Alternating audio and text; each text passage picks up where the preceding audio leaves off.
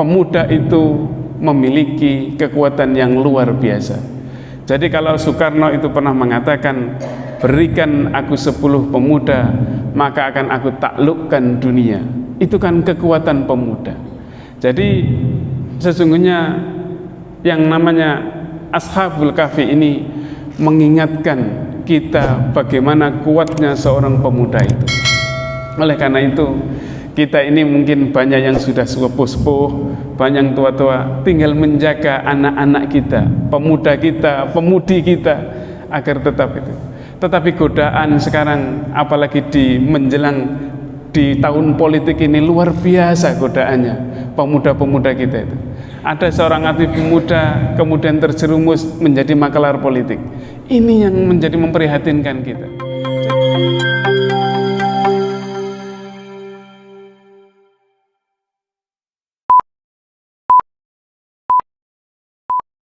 Assalamualaikum warahmatullahi wabarakatuh.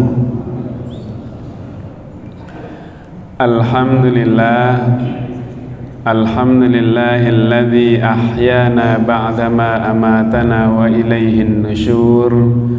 Asyhadu an la ilaha illallah wahdahu la syarikalah wa asyhadu anna Muhammadan abduhu wa rasuluh la nabiyya ba'dah. Allahumma salli wa sallim wa barik ala nabiyyina Muhammadin wa ala alihi wa sahbihi wa mawalah. Qala Allah ta'ala fi kitabihil karim, a'udzu billahi minasy syaithanir rajim. Bismillahirrahmanirrahim. Nahnu naqussu 'alaika naba'ahum bil haqq, innahum fityatun amanu bi rabbihim wa zidnahum huda. Al-ayat. Bapak Ibu jamaah salat subuh yang dirahmati Allah, kalau kenikmatan jasmaniah, makan, minum, dan berhubungan dengan suami istri itu sudah bisa kita rasakan nikmatnya, jelas secara fisik. Kalau kita bisa bercengkrama dengan teman-teman kita, bisa ngobrol, bisa berkumpul dengan anak-anak kita, dengan keluarga kita, itu nikmat dan bahagianya juga bisa kita rasakan. Tetapi kenikmatan ruhaniyah yang kita rasakan itu tidak semua orang bisa menikmati begitu saja. Bagaimana tidak?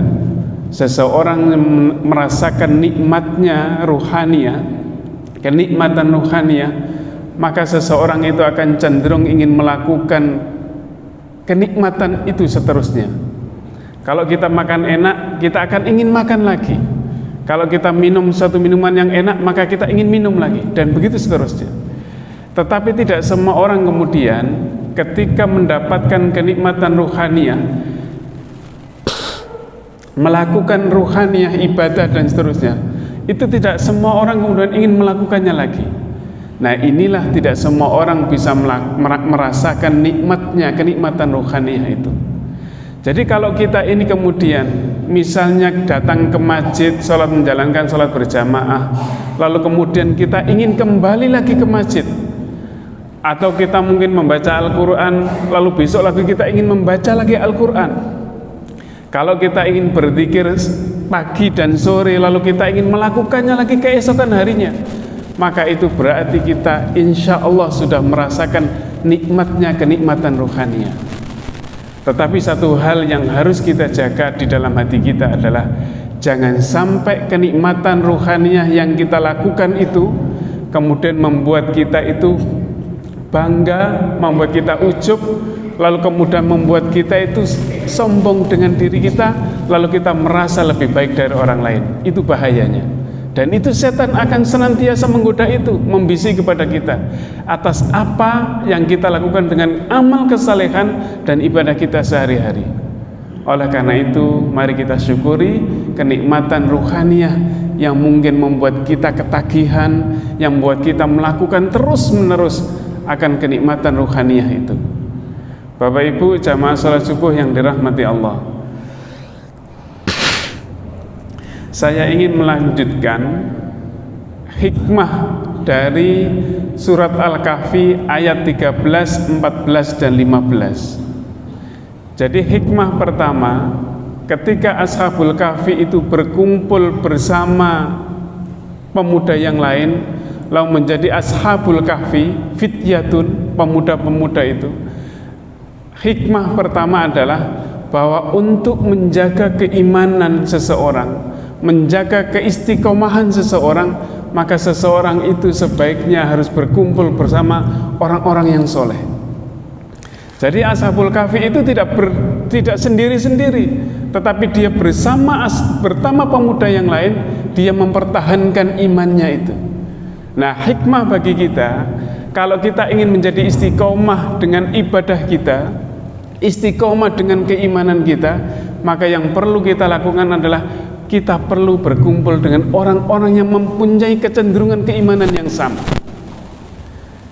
Ada orang yang membiasakan diri one day one juz, satu hari satu juz. Bagaimana agar dia tetap semangat untuk one day one juz? Maka dia biasanya kadang-kadang membentuk satu kelompok, satu grup WA yang mempunyai kecenderungan yang sama. Dia kemudian berurutan, hari ini saya juz 1, besok saya juz 2, dan begitu seterusnya. Tetapi jangan sampai kemudian kita mengatakan, saya hari ini sudah tamat 30 juz, hanya karena satu grup 30 orang itu membaca yang satu juz yang berbeda. Nah, itu yang tidak boleh. Kita tidak pernah mendengarkan tapi sudah merasa membaca satu 30 juz. Nah, itu yang tidak boleh. Kalau satu juz satu hari boleh untuk menyemangati kita. Ada orang yang membuat grup sholat malam, setiap jam 2:30, jam 3 saling membangunkan. Itu kan ingin menjaga istiqomah kita. Sama ketika kita itu, ini Darussalam ini yang luar biasa. Darussalam itu punya kebiasaan, saya lihat kebiasaan apa? Menjaga misalnya maghrib sampai isya itu selalu rame, dan itu membuat semangat seseorang kalau sudah menunggu isya dari maghrib itu menjadi semangat. Kenapa? Karena ada temannya. Ada lagi di Darussalam itu adalah menjaga waktu syuruk, jadi subuh sampai syuruk. Coba bayangkan Bapak Ibu, kalau misalnya kita di masjid yang tidak ada orangnya, tidak ada jamaahnya, yang menunggu waktu syuruk dari subuh sampai syuruk itu, lalu kemudian kita di masjid itu sendirian, nggak akan semangat. Pasti akan, kok sendirian saya di masjid ini, pasti dia akan pulang. Makanya perlu membangun sebuah jamaah, kebiasaan yang bersama orang-orang soleh ketika kita datang ke masjid, misalnya untuk menjaga keistiqomahan ibadah kita dan menjaga keimanan kita. Itu adalah yang pertama. Yang kedua, Ashabul Kahfi itu tidak berjalan sendiri-sendiri ketika melawan raja yang dolim itu. Dia tidak kemudian terpencar, tidak, tetapi dia berjamaah, berkelompok bersama tujuh pemuda itu. Lalu kemudian ini artinya apa? Bahwa untuk menjalankan suatu dakwah itu tidak bisa dilakukan, tetapi akan lebih baik, lebih kuat ketika itu dilakukan secara berjamaah. Jadi ada komunitasnya, itu yang menguatkan kita. Makanya Kiai Haji Ahmad Dahlan itu terinspirasi dengan satu ayat di dalam surat Ali Imran ayat 104. Wal takum minkum ummatun yad'una ilal khair wa ya'muruna bil ma'ruf wa yanhauna 'anil munkar wa ulaika humul muflihun. Kata Allah, dan hendaklah ada di antara kalian itu sekelompok orang yang menyeru kepada kebaikan, yad'una ilal khair. Lalu kemudian ya'muruna bil ma'ruf, kemudian memerintah untuk berbuat kemakrufan, kebaikan, memerintahkan, dan lagi wayanhauna 'anil munkar, dan mencegah dari kemungkaran.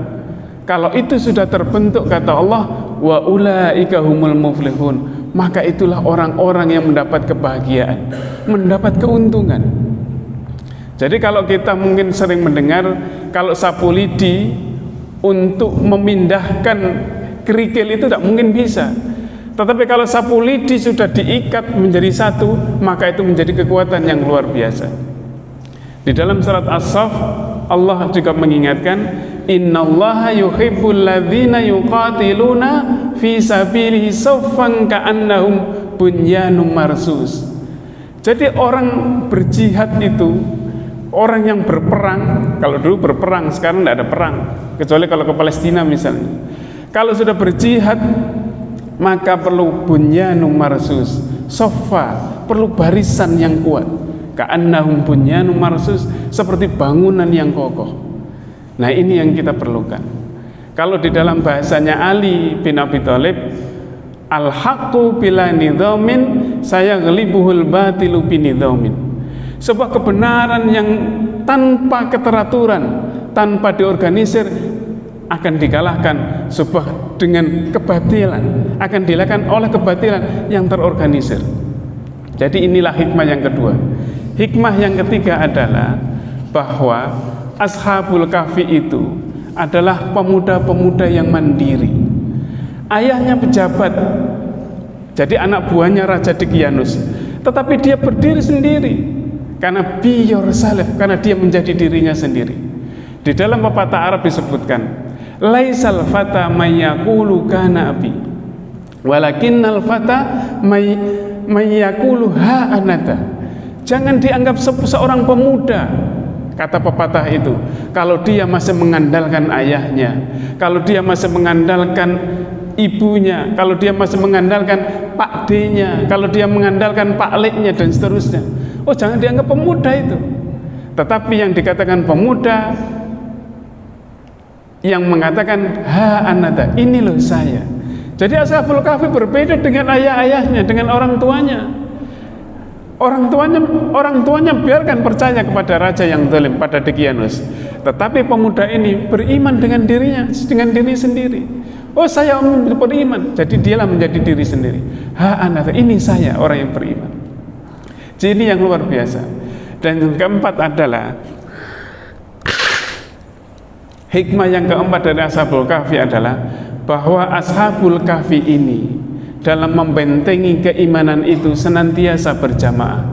Kalau tadi adalah memberikan semangat kita untuk melakukan kebaikan, menjaga keistiqomahan kita dan keimanan kita, maka yang keempat itu adalah bahwa Ashabul Kahfi itu menjaga membentengi keimanan itu dengan kebersamaan itu.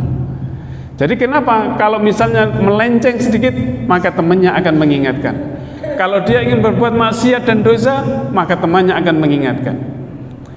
Jadi sama juga selain itu Ashabul Kahfi, bahwa untuk melindungi dirinya dari kejaran, maka harus bersama-sama juga. Bersama-sama bagaimana? Berkomunitas, berjamaah, senantiasa bersama dalam satu kelompok Ashabul Kahfi. Jadi kata Rasulullah, fa'alaikum bil jamaah fa innama ya'kulud dhi'bul al-qasiyah. Jadi kata Rasulullah itu, hendaknya kalian itu senantiasa bersama-sama, katanya. Karena hanya kambing yang sendirian saja, karena hanya domba yang sendirian saja yang akan diterkam serigala. Jadi kalau kita lihat misalnya video di Nat Geo, National Geographic itu, bagaimana ketika ada serigala yang mengejar domba, mengejar hewan-hewan yang ingin jadi mangsanya, maka dia akan dipisahkan sendirian, baru dia akan diterkam. Zebra mau diterkam oleh harimau, dia akan dipisahkan satu. Tetapi harimau itu tidak berani kalau masih berjamaah, kalau masih berkumpul bersama-sama. Saya ingat pesan ini pernah disampaikan oleh Pak Amin Rais. Pak Amin Rais itu ketuanya Pak Haji Rais, ketua Partai Umat kalau sekarang. Dulu itu membekali dengan anggota dewannya, membekali begini, fa'alaikum bil jamaah, dengan hadis ini, fa'alaikum bil jamaah fa innama dhi'bu ya'kulul qasiyah. Hadis ini. Jadi kalau kalian mau selamat, kalian ingin kuat, kalian ingin membentengi dari dosa, dari korupsi dan seterusnya itu, maka kalian harus tetap bersama-sama, bersama-sama dengan orang-orang yang baik-baik juga. Nah, ini yang kemudian menjadikan diri kita. Coba kalau misalnya kalau jalan sendirian, lalu kemudian kita itu ingin melakukan kemaksiatan sendirian, paling kita lakukan juga. Tetapi kalau bersama-sama, tentu bersama orang-orang yang soleh ya, maka kemudian kalau ingin melakukan dosa maksiat, maka kita akan masih mikir, wah tak nyaman bedesi ini. Bahkan kadang-kadang seorang lambu aja apa ki bederia ya, ada si A itu nggak enak kata. Itu menjadi benteng. Jadi benteng kita ketika bersama orang-orang soleh yang punya keimanan yang sama, itu akan menjadi benteng kita, tidak jadi melakukan maksiat dan dosa. Dan yang kelima adalah bahwa pemuda itu memiliki kekuatan yang luar biasa. Jadi kalau Soekarno itu pernah mengatakan, berikan aku 10 pemuda, maka akan aku taklukkan dunia. Itu kan kekuatan pemuda. Jadi sesungguhnya yang namanya Ashabul Kahfi ini mengingatkan kita bagaimana kuatnya seorang pemuda itu. Oleh karena itu, kita ini mungkin banyak yang sudah sepuh-sepuh, banyak yang tua-tua, tinggal menjaga anak-anak kita, pemuda kita, pemudi kita, agar tetap itu. Tetapi godaan sekarang, apalagi menjelang di tahun politik ini, luar biasa godaannya pemuda-pemuda kita itu. Ada seorang aktif pemuda kemudian terjerumus menjadi makelar politik. Ini yang menjadi memprihatinkan kita. Jadi bukan hanya makelar politik itu, bukan politisi, bukan, tapi dia menjadi makelar. Dan ini yang sering terjadi justru pada ormas-ormas itu loh. Pimpinan pengurus ormas itu yang sering terjadi. Ini memprihatinkan. Jadi sekali lagi, 5 hikmah inilah semoga menjadi renungan kita pada pagi hari ini, dan kita termasuk orang-orang yang dikuatkan imannya, tetap istiqomah, bisa menjadi benteng bersama orang-orang yang soleh dari dosa dan kemaksiatan, kita bisa mendidik pemuda anak-anak kita menjadi mandiri, yang bisa menjadi diri sendiri. Dan kita semoga termasuk orang-orang yang muttaqin, orang-orang yang soleh. Teruslah kita berkumpul bersama orang-orang yang soleh, sebagaimana Ashabul Kahfi senantiasa bersama-sama untuk mempertahankan iman mereka dari godaan, dari kekejaman raja yang zalim. Nasrun minallah wa fathun qarib wa basyiril mu'minin. Subhanakallahumma wa bihamdika asyhadu an la ilaha illa anta astaghfiruka wa atubu ilaik. Wassalamualaikum warahmatullahi wabarakatuh.